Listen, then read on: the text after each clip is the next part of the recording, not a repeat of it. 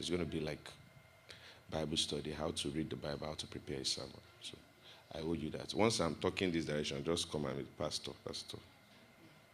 Teach us, please help us. And he went on his journey from the south as far as Bethel. Now look at Genesis 28, verse 19. Genesis 28, verse 19. And he called the name of that place Bethel. But Bethel was mentioned in 12. Bethel was mentioned in 13.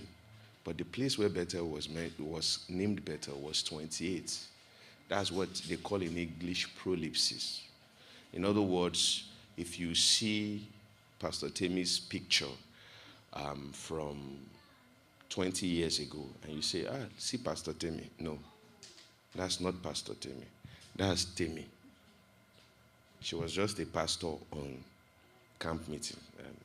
Maybe Sunday, anyone you want to make official. Are you getting what I'm saying? Or you see a picture of me 20 years ago and you say, hey, that's Pastor Dakpo. That's not Pastor Dakpo. That was a guy in the mosque.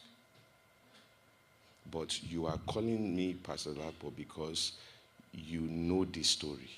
So the person writing has an account of what's going on.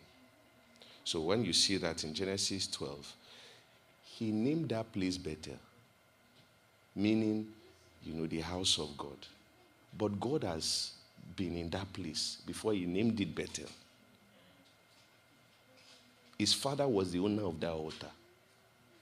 So he wasn't erecting a new altar. The altar had crumbled. The stones were put in.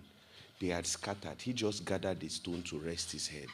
But God was still faithful to that portal. I don't know if you get what I'm saying. That men were not showing up, but angels were still there, just around them.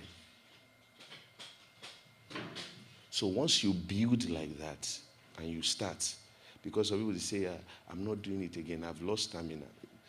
If you go back there, activities will pick up like it never stopped.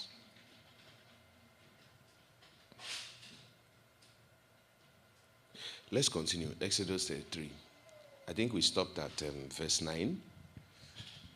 But are you understanding what I'm saying? That's why I said it's easier to rebuild an altar than to build a new one. Exodus 33, verse 9.